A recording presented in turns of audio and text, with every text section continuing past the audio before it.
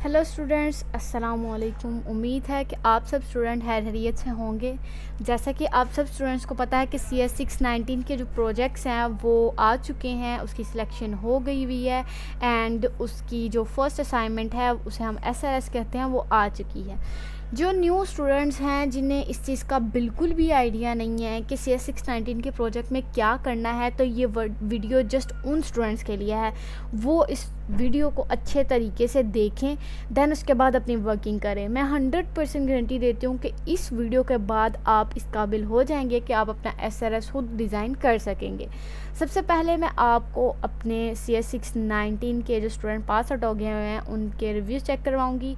आपने इन्हें देख लेना है अच्छे तरीके से। जिन स्टूडेंट्स ने मुझसे पेड LMS हैंडलिंग करवानी है प्रोजेक्ट्स की, वो मुझसे कांटेक्ट कर सकते हैं। अभी भी काफ़ी ज़्यादा स्टूडेंट्स मुझसे कांटेक्ट में हैं। ये देखें, ये आज मैं इन मैसेजेस को भी रीड आउट करूँगी। 67 मैसेजेस आ चुके हुए हैं कि मैम हमें, ये सिर्फ मैंने रखा हुआ CS 619 के जो प्रोजेक्ट्स होते हैं ना उनके लिए। आज मैं रिव्यू करूँगी सारे जितने भी स्टूडेंट्स के मैसेजेस आए हुए हैं, देन उनको रिप्लाई करूँगी। अगर किसी को बजट का इशू है तब भी मुझसे कांटेक्ट कर सकता है। जिनके वेब बेस हैं वो थोड़े लेस प्राइस पे बनेंगे, जिनके बाकी AI होते हैं वो एक्सपेंसिव बनते हैं। अगर किसी को पेड चाहिए तो वो मुझसे अभी कांटेक्ट कर सकता है, उसे मैं रीज़नेबल प्राइस में ऑफ़र के साथ प्रोजेक्ट्स बना कर दिखाऊँगी। चलिए यहाँ स्टार्ट करते हैं, अपने प्रोजेक्ट की तरफ चलते हैं जो कि मैं आज आपको गाइड करूँगी। ये देखिए, ये मेरा न्यू स्टूडेंट है। ये देखें जिनका SRS अभी आया है, और ये मेरे ओल्ड स्टूडेंट हैं जिनका मैंने वर्क कर लिया हुआ है। ये देखें, तीनों चीज़ें मार्क एज रीड हैं। और ये कल मैंने, ये देख सकते हैं आप, 5 मई को, कल आज 6 है, 5 मई को मैंने इनकी ये सबमिट करवाई है फाइनल डिलीवरेबल। और जो बच्चे लेट हो गए थे उनके लिए मैम ने, ये देखें, 1500 रुपीज़ फ़ाइन चार्ज कर दिया है कि आप फ़ाइन चार्ज करें और 1 डे एक्स्ट्रा ले लें। तो चले यहाँ स्टार्ट करते हैं। अगर किसी ने पेड बनवाना होगा तो वो बनवा सकता है। स्टार्ट करते हैं अपनी वीडियो को। ये यहाँ पर मैंने एक सैम्पल SRS जो है वो भी ओपन करके रखा हुआ है ताकि मैं आपको बताऊं कि आपने किस तरह SRS बनाना है। ये देखें, 21 पेजेस का ये SRS है। सबसे पहले बात करते हैं कि SRS होता क्या है, इसमें क्या क्या चीज़ें होती हैं, इसमें क्या क्या चीज़ें इंक्लूड होती हैं, और कैसे आप एक स्ट्रक्चर प्रोफेशनल SRS डॉक्यूमेंट जो है वो बना सकते हैं। सबसे पहले बात करते हैं कि SRS क्या है। SRS stand for software requirement specification. ये SRS का ओपन वर्ड है। उसके बाद यह है कि ये एक फॉर्मेट डॉक्यूमेंट होती है जो कि जिसके में हम फाइनेंशियल और नॉन फाइनेंशियल जो डाटा वो रखते हैं, और कुछ टेक्निकल रिक्वायरमेंट्स जो हैं वो डिफ़ाइन करते हैं। Basically it tells what the system will do, who will use it and how it should behave. ये डॉक्यूमेंट हम ना डेवलप करते हैं अपने बनाने के बाद हम लोगों ने अपने इस SRS डॉक्यूमेंट में सबमिट करवाना होता है। चलिए स्टार्ट करते हैं कि अब नेक्स्ट हमने क्या करना है। सबसे पहले हमने करना होता है अपनी इसमें, ये देखिए, सबसे पहले ऊपर SRS का ओपन वर्ड आ गया। उसके बाद हमने यहाँ पर अपने प्रोजेक्ट का टाइटल लिखना होता है। आपका जो ग्रुप प्रोजेक्ट का जो टाइटल होगा ना वो ये होगा, ये देखें, ये आपका प्रोजेक्ट का टाइटल है। आपने यहाँ से Ctrl+C करना है, देन उसके बाद आपने यहाँ पर आकर Ctrl+V कर देना है, ठीक है ना। या फिर आप ऐसे कर लें, या फिर आप इसको यहाँ पर ऐसे करेंगे तो वो बिल्कुल उसी फॉर्मेट में आ जाएगा। उसके बाद आपने ये वर्जन लिखना होता है 1.0। उसके बाद आपकी जो ग्रुप ID है वो आपने मेंशन करनी है। ग्रुप ID आपकी कहाँ पर होती है, ये आपकी ग्रुप ID है, ये आपने यहाँ से उठानी है, देन इसको आपने यहाँ पर जाकर पेस्ट कर देना है। ग्रुप ID के बाद आपकी ID आएगी, वो भी है ये साथ ही लिखी हुई है, आपने यहीं से कॉपी करनी है और वहाँ पर जाकर पेस्ट कर देनी है। उसके बाद सुपरवाइज़र का नेम आएगा। सुपरवाइज़र का नेम कहाँ पर होता है, सुपरवाइज़र का नेम आपकी इस डाउनलोड फाइल को जब आप ओपन करेंगे, मैं सपोज़ आपको डाउनलोड करके दिखाती हूँ। यहाँ पर ये मैंने डाउनलोड सेक्शन में से डाला है, इसको आप ओपन करें, ये भी ओपन हो जाती है। ये देखें ज़रा, मैं आपको ये दिखाती हूँ।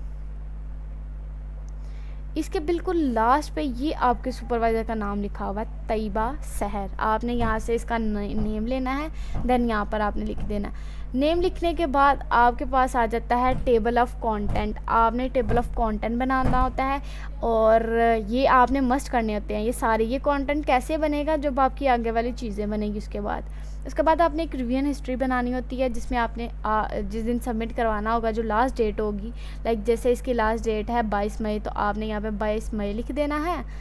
देन उसके बाद आपने वर्डियन लिखना है और अपनी एसएलएस की छोटी सी जो डिस्क्रिप्शन होती है वो लिख देनी है कि उसमें क्या क्या चीज़ें होंगी। तो उसमें ये चीज़ें होती हैं, स्कोप होता है, फंक्शनल होता है, नॉन फंक्शनल रिक्वायरमेंट्स होती है, यूज़ केस डायग्राम होती है, सिनेरियोज होते हैं, मेथोडोलॉजी होती है और वर्क प्लान होते हैं। मैं आपको ना छोटा सा ओवरव्यू दे दूं कि प्रोजेक्ट का स्कोप ऑफ प्रोजेक्ट क्या है। ये एसएलएस का ना सबसे पहला हिस्सा होता है जिसे हम प्रोजेक्ट स्कोप कहते हैं। यहाँ हम डिफ़ाइन करते हैं प्रोजेक्ट किस प्रॉब्लम को सॉल्व कर रहा है, इसके की यूज़र्स कौन हैं और इसमें जो फंक्शनैलिटीज़ हैं वो क्या क्या होंगी। उसके बाद हमारे पास जो सेकंड थिंग आती है वो होती है हमारे पास फंक्शनल रिक्वायरमेंट। ये इसमें हमने बताना होता है कि इस सिस्टम में क्या हम करेंगे, और जैसे कि ये था एआई बेस, तो हमने बताना था कि इसके जो एआई बेस कैंडिडेट हैं उसकी रिकमेंडेशंस क्या हैं, वो कॉन्ट्रैक्ट उसमें जो बायो जनरेशंस होंगी वो क्या होंगी, उसके बाद जॉब पोस्टिंग क्या है, फ़िल्टरिंग क्या है, उसके बाद ईमेल, ब्लॉग पोस्ट, सारी जितने भी हम लोगों ने जनरेटर्स बनाने थे ना वो हमने एक साथ तीनों चीज़ें जो थी वो यहाँ पर डिफ़ाइन कर देनी थी। कैंडिडेट, एम्प्लॉयर, जो एडमिन्स होते हैं वो हम लोगों ने फंक्शनल रिक्वायरमेंट्स में डिफ़ाइन कर देने होते हैं। उसके बाद हमारे पास ये थर्ड जो चीज़ आती है नॉन फंक्शनल रिक्वायरमेंट्स। इसमें हमने क्या करना होता है, इसमें हम लोगों ने ना बेसिकली ना इसमें सिक्योर, स्केबल और रिलायबल, ये तीन चीज़ें हमारे सिस्टम होते हैं जिनसे हम परफॉर्म करते हैं। उसके बाद हमारी जो परफॉर्मेंस है उसकी एक्सपेक्टेशंस क्या होंगी वो हम नॉन फंक्शनल रिक्वायरमेंट्स में लिखते हैं। उसके बाद हम बात करें इसकी यूज़ केस डायग्राम की, तो इसमें हमने ना 3 डिफरेंट जो यूएमएल यूज़ केस डायग्राम होती हैं वो बनानी होती हैं। कौन कौन सी मैंने ऊपर बताया है कि कैंडिडेट, एम्प्लॉयर और एडमिन, ये 3 जो होते हैं ना, इन तीनों को हम लोगों ने बनाकर इसमें यूज़ केस जो डायग्राम है उसमें लगाना होता है। उसके बाद हमारे पास आ जाता है ये जैसे आया है ना, ये सिनेरियो भी ऑलमोस्ट उसी से मिलता जुलता होता है। उसके बाद हमारे पास मेथोडोलॉजी आती है, इसे हम अडॉप्टेड मेथोडोलॉजी भी कहते हैं। इसमें हमने क्या यूज़ करना होता है, इसमें हमने व्यू प्रोसेस मॉडल बनाना होता है। वो कैसे होता है वो भी मैं आपको, ये मैं ओवरव्यू दे रही हूँ, उसके बाद मैं आपको दिखाती हूँ वो सारी चीज़ें, ठीक है ना। हमने व्यू प्रोसेस मॉडल बनाना होता है मेथोडोलॉजी में, उसकी कम्बिनेशन का जो वाटरफॉल होता है वो बनाना होता है, उसका स्पाइरल मॉडल जो होता है वो बनाना होता है, और उसके बाद क्या होता है, हाँ ये 3 चीज़ें जो हम लोगों ने बनानी होती है मेथोडोलॉजी में। उसके बाद हमारे पास वर्क प्लान होता है, ये एक बेसिकली स्केड्यूल होता है हमारे प्रोजेक्ट का कि हम लोगों ने कौन सी चीज़ किस टाइम पर किस डेट पर जो है वो सबमिट करवानी होती है, वो सारा इसमें आ जाता है। ये देखें, सबसे पहले मैंने आपको दिखाया था प्रोजेक्ट का जो स्कोप है, ये देखें 3 चीज़ें कही थी मैंने, कैंडिडेट, उसके बाद मैंने कहा था एम्प्लॉय, और उसके बाद मैंने बोला था आपको एडमिन। ये देख लें, ये तीनों चीज़ें यहाँ पर उन्होंने बताई हुई हैं। हमारे पास कैंडिडेट में उसकी प्रोफाइल आ जाती है, उसमें अप्लाई कैसे करना है, उसके ये सारी चीज़ें आ जाती हैं, ठीक है ना। ये आपने देख लेना एक दफ़ा, इसको अच्छे से रीड कर लेना, देन अपनी जो आपकी वो है रिक्वायरमेंट्स है, आपके जो प्रोजेक्ट है उसके मुताबिक आपने इस पर वर्किंग करनी है। एक चीज़ क्लियर कर दूँ, जो स्टूडेंट्स चैट जीपीटी से या चैट जीपीटी जो भी है उससे डाटा उठाते हैं उनके प्रोजेक्ट्स कभी कंप्लीट नहीं होते। मैं आपको बता दूं, अगर वो एसआरएस में अल्लाह ना करे वो निकल भी जाते हैं ना, वो आगे जाकर किसी भी असाइनमेंट में फंस ज़रूर जाते हैं। मैं आपको इस चीज़ की गारंटी दे दूं, क्योंकि मैं ये वर्किंग करती हूँ। मेरे पास काफ़ी स्टूडेंट्स ऐसे आए हैं जो ऐसा करते रहते हैं कि वो एआई से बनवाते हैं, देन उन्हें ये लगता है कि शायद आगे सुपरवाइज़र जो बैठा हुआ है वो अंधा है, उसे पता नहीं चलेगा, वो जाकर वो वर्क सबमिट करवाता है। एट द एंड ये होता है, जब रिज़ल्ट आता है वो कहता है भाई सर ने तो मुझे फ़ेल कर दिया, अब मैं क्या करूँ। तो वो फिर रोते हुए हमारे पास आते हैं, मैम बताएं अब हम क्या करें। इसलिए मैं पहले ही अवेयर कर रही हूँ न्यू स्टूडेंट्स को कि वो ऐसी गलती ना करें कि वो एआई से बनवाएं। बेहतर ये है कि खुद करें, अगर नहीं आता तो किसी हैंडलर से बात करें। अगर किसी ने बनवाना तो मुझसे भी कांटेक्ट कर सकता है, नो इशू। व्हाट्सअप नंबर दिया हुआ है मैंने, आप वहाँ से देख के मुझसे कांटेक्ट कर सकते हैं। लेकिन अल्लाह करे मैं कह रही हूँ आप खुद बनाएं। अगर आप नहीं बना सकते दैन आप मेरे पास आएँ, लेकिन चैट जीपीटी को यूज़ बिल्कुल मत करें या किसी और एआई को यूज़ बिल्कुल मत करें। उसके बाद हमारे पास फंक्शन आ जाता है। इस पे मैंने आपको बताया था कि फ़िल्टर्स होते हैं, उसके कैंडिडेट की जो रिकमेंडेशंस हैं वो आ जाएंगी आपके पास। ये सारा मैंने आपको ऊपर बता दिया हुआ है। उनके रोल्स क्या हैं, उनके मैनेजमेंट्स क्या हैं, ये सारी आ जाती हैं। उसके बाद नॉन फंक्शन बताया था, उसमें भी ये चीज़ें आ जाती हैं, सिक्योरिटी, स्केलेबिलिटी, यूजबिलिटीज़ और राइबिलिटीज़।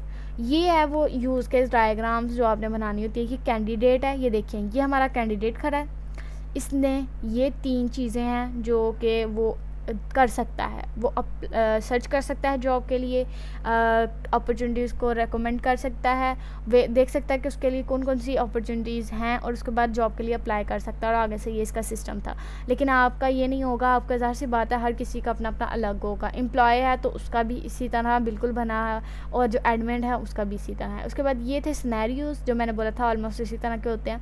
इसमें ये हर किसी स्टूडेंट के अलग अलग होते हैं, सेम नहीं होते किसी के भी। सिनेरियोज़ आप देख लें। उसके बाद ये हमारे पास आ जाता है वो जो मैंने आपको बोले थे ना, वाटरफॉल वाले व्यू प्रोसेस मॉडल और साथ में स्पाइरल मॉडल्स। ये वाटरफॉल जो मॉडल है ये वो है, इनकी इमेजेस भी होती हैं, ये देखें ये हमारे पास आ गया। उसके बाद स्पाइरल है तो ये स्पाइरल की तरह ये देखें बना हुआ है, हर स्टूडेंट्स का बनेगा। और उसके बाद ये देखें ये था हमारा व्यू प्रोसेस मॉडल, हम इसे भी व्यू प्रोसेस मॉडल बोलते हैं। और एक और होता है हम उसे भी, ये हमारे पास आ गया हमारा वर्क प्लान। ठीक है, ये भी हमारा व्यू प्रोसेस मॉडल है। इसके अलावा भी एक होता है, उसे भी हम व्यू प्रोसेस मॉडल ही कहते हैं। और ये लास्ट पे हमारा वर्क प्लान आता है, ये वाला। ये था हमारा वर्क प्लान कि कहाँ से हमारा फाइनल डिलीवरेबल कब सबमिट होगा, कितने डेज़ में होगा, ये सारा हम लोगों ने बनाना होता है। अगर किसी स्टूडेंट को मुझसे पेड बनवाना है तो वो मुझसे कांटेक्ट कर सकता है, मैं उसे अच्छे से गाइड कर दूँगी कि किस तरह उसने ये बनाना है। एंड में मैं यही कहूँगी आपको कि आप अच्छे तरीके से पहले खुद सारा देखें कि आपने SRS कैसे कंप्लीट करना है। हर सेक्शन को अच्छे से रीड करें ताकि आपको पता चले कि SRS कैसे बनाते हैं, उसकी प्लानिंग्स कैसे करते हैं, दैन उसको एग्जीक्यूट कैसे करते हैं। अगर आपसे ये नहीं होता दैन उसके बाद आप मुझसे कांटेक्ट कर सकते हैं। अगर किसी के पास टाइम नहीं है, वो जॉब होल्डर है, तो वो मुझसे कांटेक्ट कर सकता है, उसको मैं ये बना कर दूँगी रिजनेबल प्राइसेस में। उम्मीद है कि आपको मेरी वीडियो अच्छी लगी होगी। अगर अच्छी लगी है तो इसको लाइक करें, सब्सक्राइब करें। अगर कोई सवाल हो तो कमेंट सेक्शन में मुझे पूछें। मिलते हैं अपनी नेक्स्ट वीडियो में, तब तक के लिए अल्लाह हाफिज़।